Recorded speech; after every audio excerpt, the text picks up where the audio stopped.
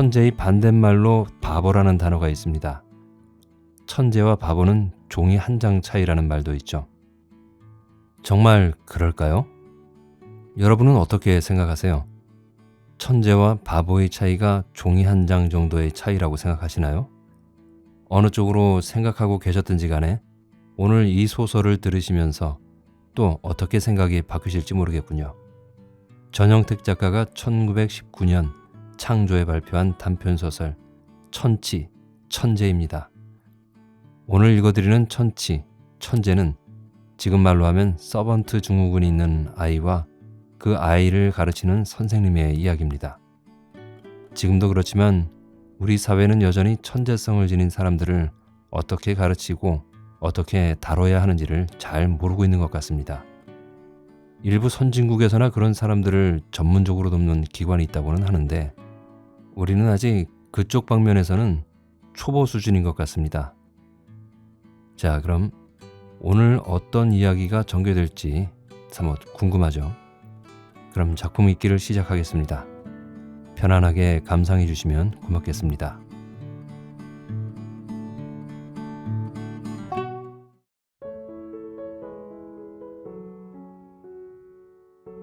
천치, 천재, 전영택.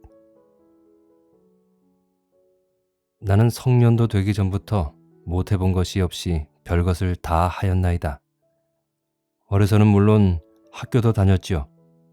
그리고는 주사, 관리도 하였나이다. 예수 믿고 전도도 하였나이다. 어떤 회사에 가서 사무원 노릇도 하였나이다. 그뿐이겠어요? 어떤 친구와 작반해서 오입장인 노릇도 하였고 아주 떨어져서 엿장사도 해보았나이다. 또 밥 객주도 해보다가 교사 노릇도 하였나이다. 뛰어서 일본 유학생 노릇도 하였나이다. 촌에 가서 농군 노릇도 하였나이다. 네, 한때는 열렬한 애국자가 되어서 북간도 서간도로 다니면서 독립운동도 하였지요. 어떤 때는 관객 노릇도 하였나이다. 그러다가 어떻게 되어 나는 세 번째 소학교 교사 노릇을 하게 되었나이다. 나는 평생에 교사 노릇은 끔찍이 싫어하였고 더구나 소학교 교사 노릇은 죽어도 아니하려고 하였나이다. 소학 훈장의 똥은 개도 안 먹는다는 속담도 있거니와 실상 소학교 교사 노릇이야말로 사람은 못할 노릇이외다. 더구나 혈기 있는 청년은 참말 못할 노릇이외다. 내가 이전에 별 노릇을 다 해보았으나 소학교 교사같이 못할 노릇은 없더이다. 그러므로 나는 세상에 노릇이 많은 가운데 훈장 노릇이 가장 어렵다 하는 정의를 내리고 저 혼자 늘 그 생각을 하고 있나이다. 내가 세 번째 갔던 학교는 평안도 중화군 서면에 있는 득영학교이었나이다. 그렇게 싫어하고 그렇게 못할 소학교 교사 노릇을 겨우 12원 월급에 팔려서 세 번째나 다시 하게 된 것은 정말 형편이 할 수 없어서 그런 것이지요. 늙은 어머니와 자식들과 살아갈 도리가 없고 아주 궁해져서 교사 노릇 자리를 얻어간 것이지요. 득영학교는 중화 서면에서 꽤 세력 있는 박씨 일문이 사는 촌중에서 세운 것이었습니다. 교실은 본래 서당으로 쓰던 기와집인데 동리 뒷산 등에 들썩하게 지은 것인고로 그 근처 한 수십 리 안에서는 어디서 보든지 우뚝 솟은 득영학교가 눈에 얼른 띄나이다. 내가 맨 처음에 교사로 고빙되어 보찜을 지고 득영학교를 찾아오다가 멀리서 보이는 회칠한 기와집을 보고 벌써 저것이 학교로구나 짐작이 될 때 여러 가지로 상상을 하였지요. 저 학교는 학생이 몇이나 될까? 저 학교에는 나같이 할 수 없이 되어 마지막 수단으로 몇 푼 월급에 팔려서 왔던 속 썩어진 훈장이 몇 놈이나 될까? 그래도 그 가운데도 제법 교육의 사명을 깨닫고 왔던 사람이 있을까? 뭘 있을라고? 훈장 노릇. 에구, 또 해? 이전에 씩씩하던 생각이 나서 이 말을 찌푸렸습니다.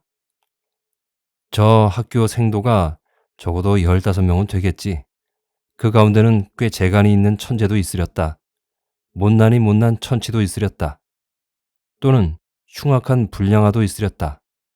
손을 댈 수가 없이 사나운 아이가 있어서 내 말을 안 듣고 속을 썩히면 어떡하나 걱정도 해보았습니다. 아니다.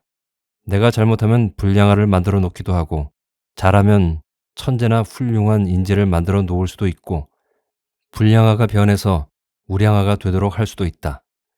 옛날부터 농촌에서 시인, 문사가 많이 나고 위인, 걸사가 많이 났다더라.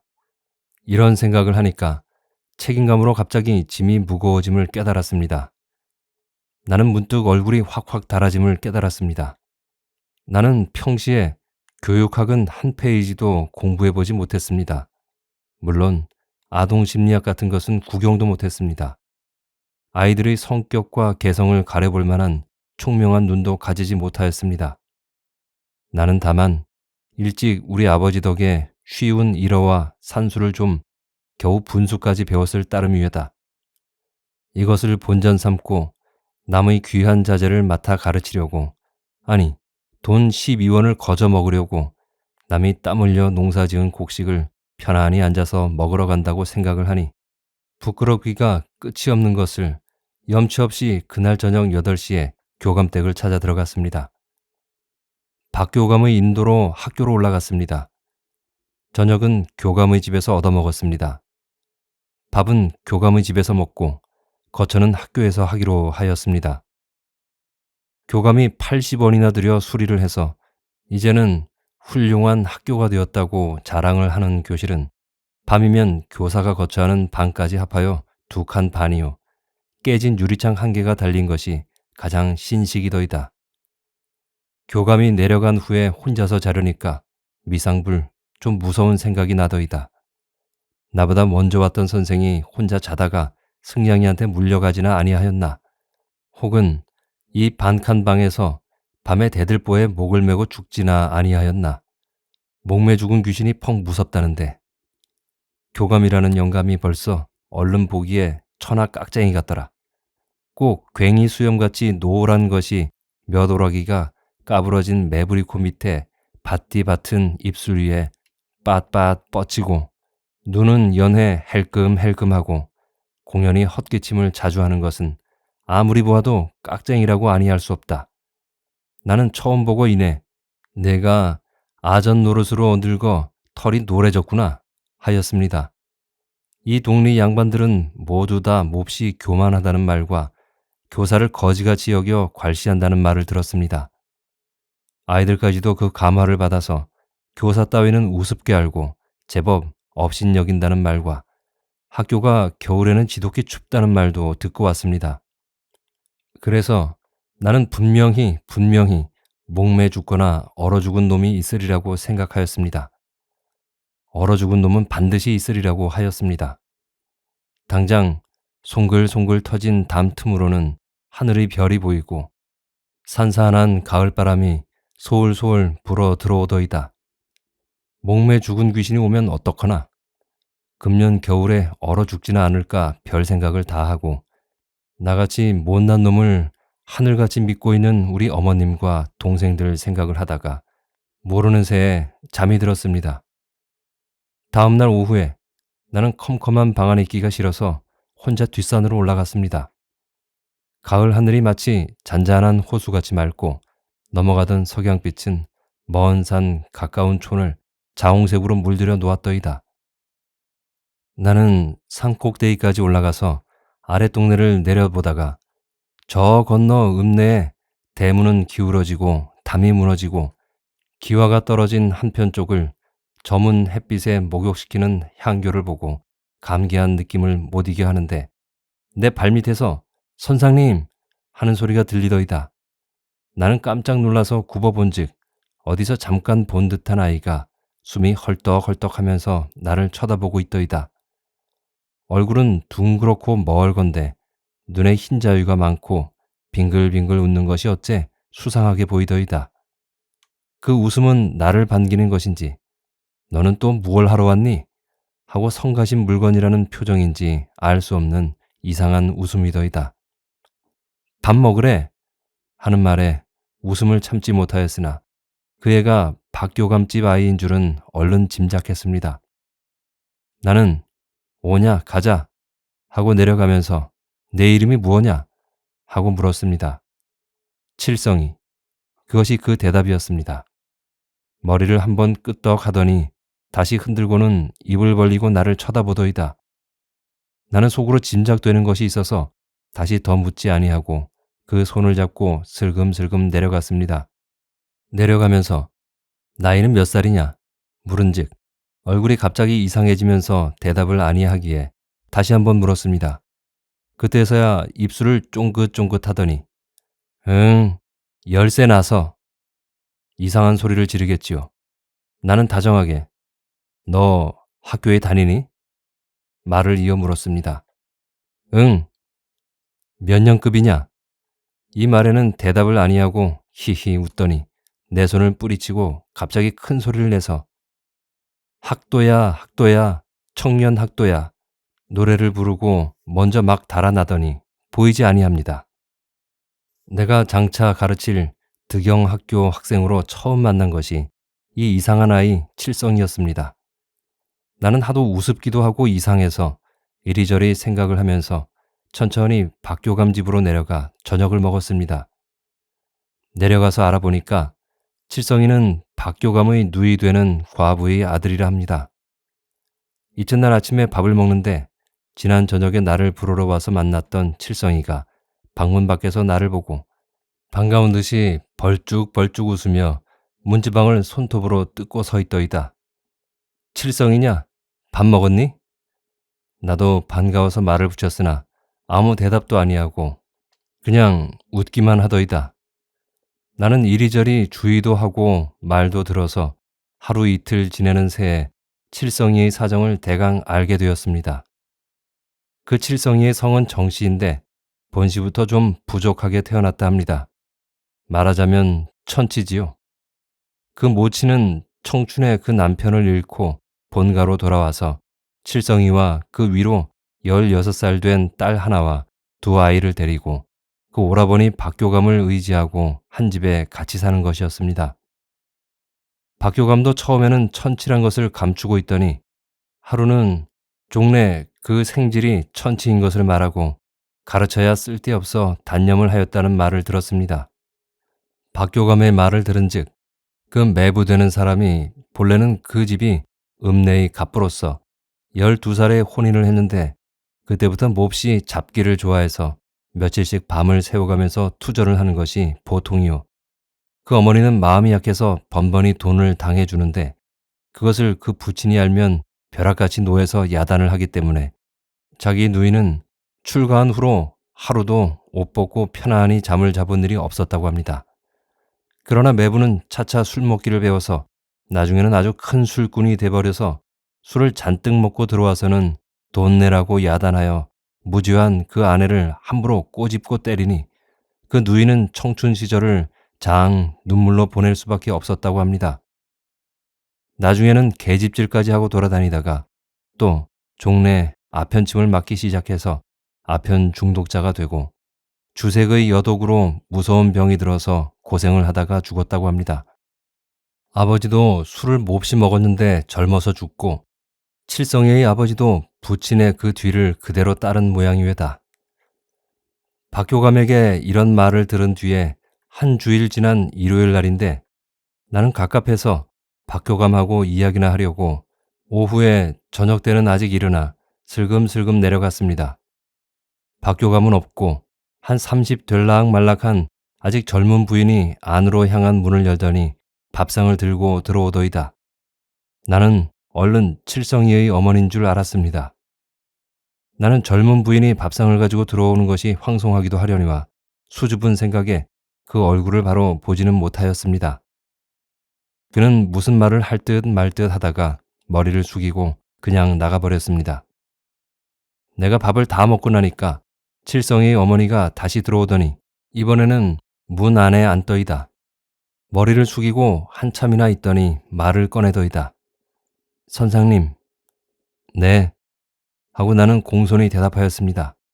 부인은 그 아래를 이어 이렇게 말씀드리기는 어려워도 하고 또 말을 그치더니 조금 있다가 저것을 하나 믿고 사는데 암만 일러도 하는 공부는 아니하고 장난만 합니다 가래.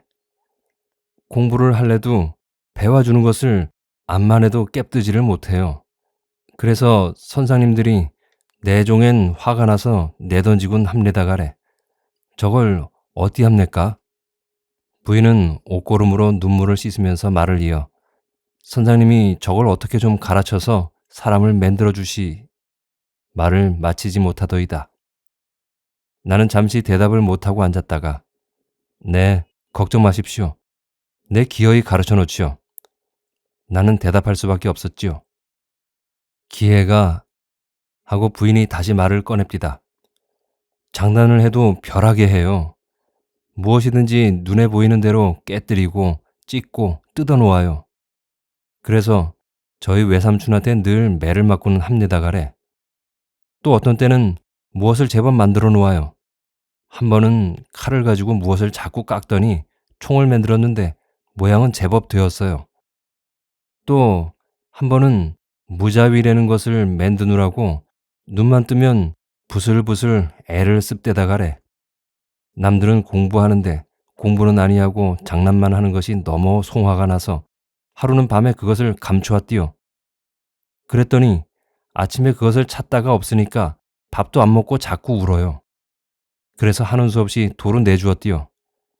그리고 또 별한 버릇이 있어요. 무엇이든지 네모난 함이나 곽이 있으면 그것은 한사하고 모아들였다가 방에 그득하게 쌓아놓아요.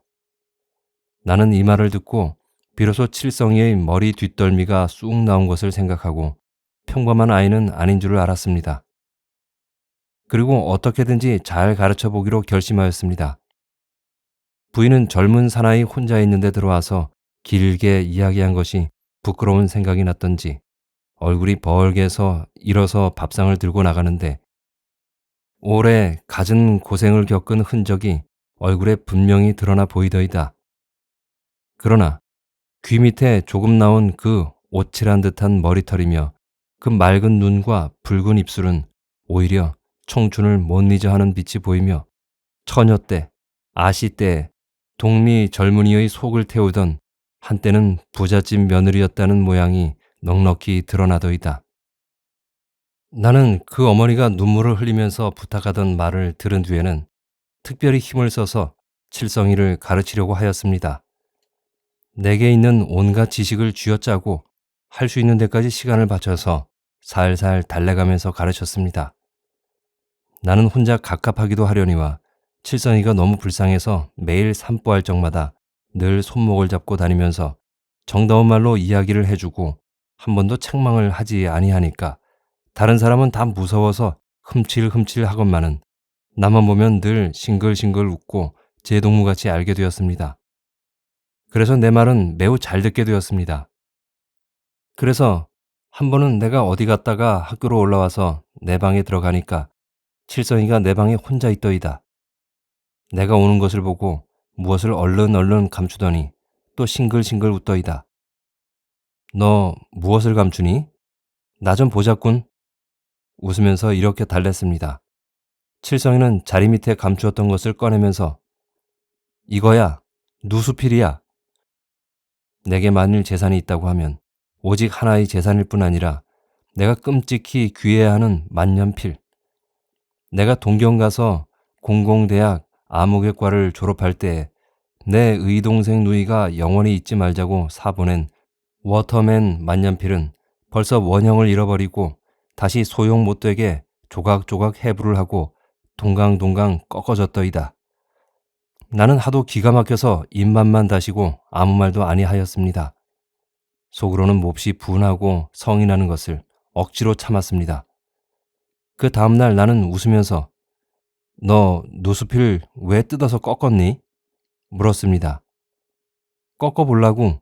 물감이 왜 자꾸 나오나 보려고. 이렇게 대답하고 이상스럽게 나를 쳐다보더이다. 그래 나는 할 수 없이 이렇게 말했습니다. 이 다음에는 무엇이든지 나하고 같이 뜯어보자. 너 혼자 하면 안 돼? 나는 아무에게도 이 말을 하지 아니하였습니다. 그리고 오후에 아이들을 보내고 책을 좀 보다가 동리로 내려가서 칠성이를 찾으니까 벌써 어디 나가고 없더이다. 혼자서 천천히 동리 밖으로 나갔습니다. 거기는 조그만 개울물이 흘러가는데 늙은 버드나무가 하나 서 있습니다. 늦은 가을 석양이라 하늘은 맑고 새소리 하나 아니 들리고 사방이 고요한데 누가 고운 목소리로 창가를 부르는 소리가 들리더이다. 그 소리는 꼭 내가 17살 된 해 여름에 평양 사랑고을이라는 데 갔을 때 옆의 방에서 들리던 어떤 어린 여학생의 찬미 소리 같더이다. 그야말로 옥을 옥판에 굴리는 소리같이 맑고 고운 소리였습니다. 놀랐습니다. 그 소리의 주인이 칠성이인 줄을 어찌 알았으리까? 칠성이의 목소리가 그렇게 좋은 줄은 몰랐습니다. 하늘빛, 석양별, 맑은 개울, 늙은 버드나무, 거기엔 천진스러운 소년, 꼭 그림 위에다. 소년은 천사회다.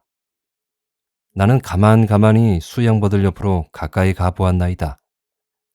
칠성이는 모래밭에 펄쩍 주저앉았는데 마침 때를 지어 날아가는 기러기를 바라보고 혼자서 흥이 나서 노래를 부르던 것이더이다. 내 눈에는 아무리 하여도 칠성이가 천치가치는 보이지 아니하더이다. 나는 속으로 너는 자연의 아이로구나. 내가 시인이로구나. 하고 한참 생각에 잠겼나이다. 나는 두 번째 놀란 일이 있습니다. 칠성이가 나를 보더니 벌떡 일어나면서 선상님 부르더이다. 나는 웬일인가 하고 칠성이의 옆으로 무얼 하고 있니? 물으면서 갔습니다.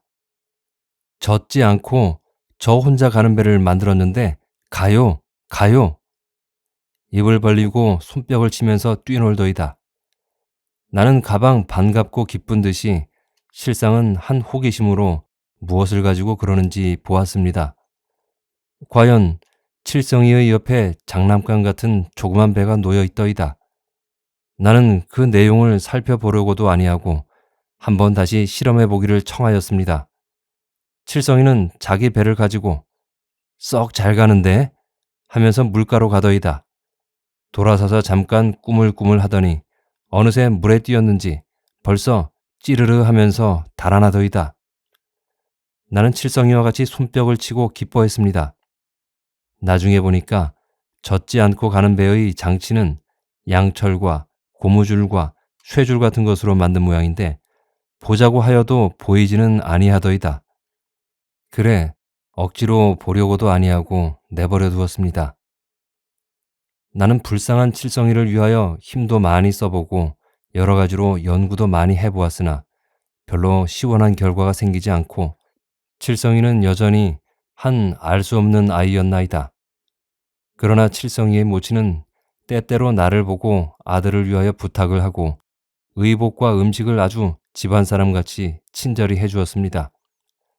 어머니의 말을 들은즉 박교감은 분명히 자기의 아들과 누이의 아들을 무엇이나 차별 있게 한다고 하고 칠성이가 하루에 한 번씩은 의뢰의 매를 맞는다 합니다. 그럭저럭 하는 새에 겨울이 되고 눈이 오게 되었습니다. 나는 어느 날 저녁에 책을 보기에 재미가 나서 시간이 좀 늦어서 박교감 집으로 갔습니다. 갔더니 칠성이가 아침부터 없어졌다고 온 동리를 온통 찾아보고 야단 법석이 났습니다. 아차!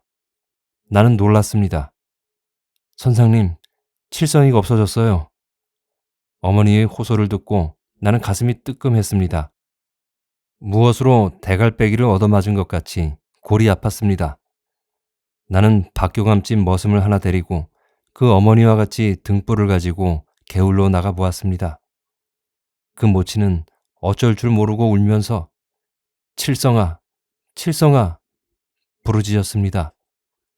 개울에는 아무리 찾아보아야 없더이다. 칠성이가 배를 띄우던 개울물은 여전히 말없이 흘러가지만은 칠성이의 간 곳은 도무지 알 수 없었습니다. 나는 지난 가을에 칠성이가 모래 위에 앉아서 고운 목소리로 노래를 부르던 생각을 하고 그 어머니가 칠성아, 칠성아 아들 찾는 소리가 학교 뒷산에 울리는 처량한 소리를 듣고 눈물을 안이 흘리지 못했습니다. 나는 저녁도 못 먹고 밤에 잠도 못 자고 칠성이의 일을 곰곰 생각했습니다. 그 이튿날 오후에야 칠성이를 찾았습니다. 찾기는 찾았으나 말 못하고 차디찬 칠성이를 찾았습니다. 이튿날 새벽에 동리 사람이 평양으로 가다가 길가 버드나무 밑에 앉아서 죽은 시체를 발견했다고 합니다.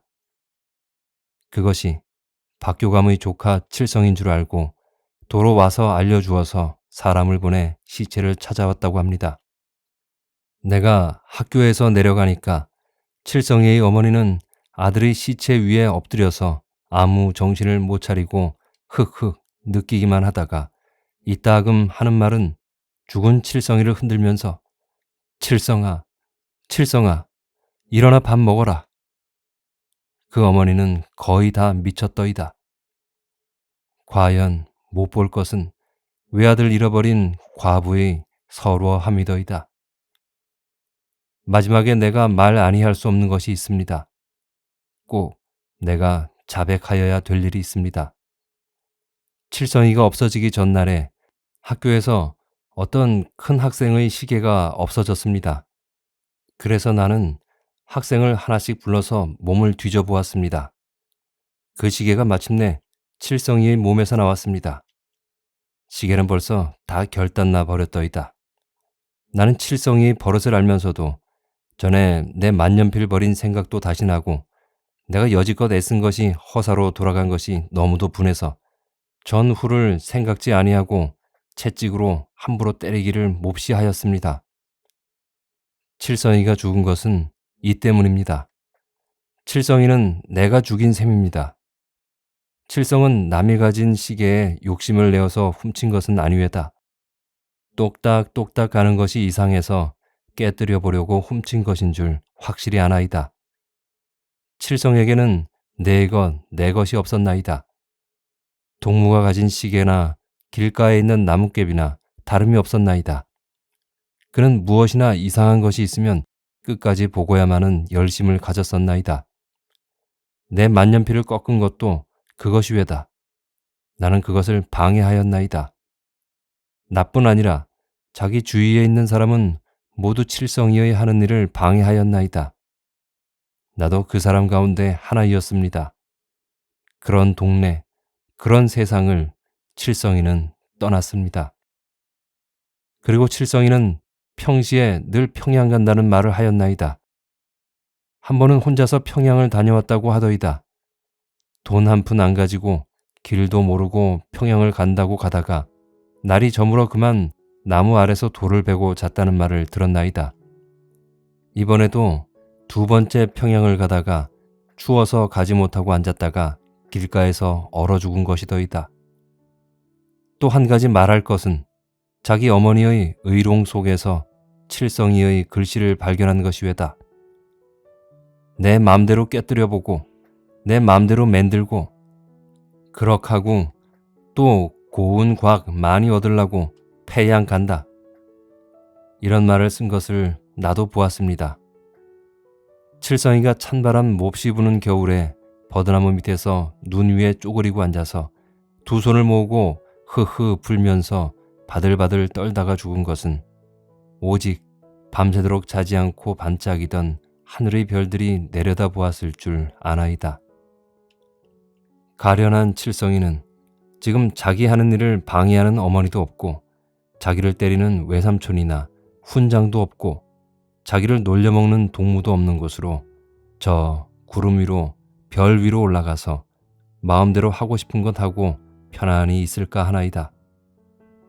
나는 다시 더 득영학교에 있기가 싫어서 겨우 사흘을 지내서 칠성이의 묘를 한번 찾아보고 부찜을 꾸려지고 정처 없이 떠났나이다.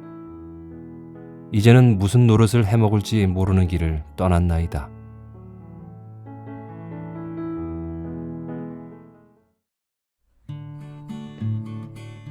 칠성이는 천재였을까요? 천치였을까요? 종이 한 장 차이로 천재와 바보가 갈린다는 말을 생각해 볼 때 칠성이는 어느 쪽에 더 가까운 아이였을까요? 칠성이는 다른 아이들에 비해 호기심이 더 왕성한 아이였습니다. 그리고 무언가 세상을 구성하고 있는 근본에 대해 파헤치고 알아보고 싶은 욕구가 너무나 강했던 아이였습니다. 보통 사람과 칠성이의 차이는 그 아주 작은 차이였다고 생각합니다. 종이 한 장 정도의 호기심 차이가 칠성이의 특별함을 만든 것입니다. 그런데 제가 처음 책 소개 부분에서 말씀드렸듯이 그때 그 시절이나 지금이나 나와 다르거나 조금 특별한 사람에 대해서 이 세상은 이해를 하려고 하지 않는 것 같습니다. 솔직히 말씀드려서 부끄럽지만 이해를 못하는 것이죠. 그래서 칠성이는 외로웠던 것이고 그나마 그 학교로 부임한 선생님의 이해하려는 노력 덕분에 이전보다는 마음을 더 열었던 것 같습니다. 그러나 결국 이 선생님도 어쩔 수 없는 평범한 인간이었던 것일까요? 자기 고백처럼 자기의 매질 때문에 칠성이는 자유로움을 찾아 길을 떠났다가 세상을 완전히 떠나버린 것입니다. 이 소설에 대한 저의 감상은 소설의 마지막 부분으로 대신하며 마치겠습니다. 가련한 칠성이는 지금 자기 하는 일을 방해하는 어머니도 없고 자기를 때리는 외삼촌이나 훈장도 없고 자기를 놀려먹는 동무도 없는 곳으로 저 구름 위로 별 위로 올라가서 마음대로 하고 싶은 것 하고 편안히 있을까 하나이다. 오늘도 끝까지 들어주셔서 감사합니다. 지금까지 전영택 작가의 단편소설 천치, 천재였습니다. 다음에 뵈는 그 시간까지 건강하시고 행복하세요.